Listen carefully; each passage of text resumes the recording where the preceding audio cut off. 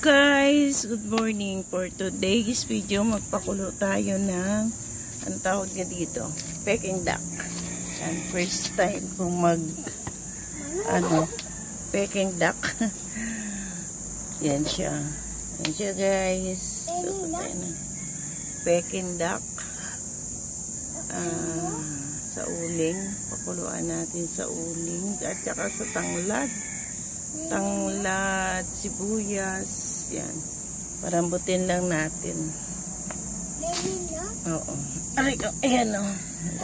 Malaki siya. First time ko magluto. Try ko lang. Magpapalambot ng Peking duck. At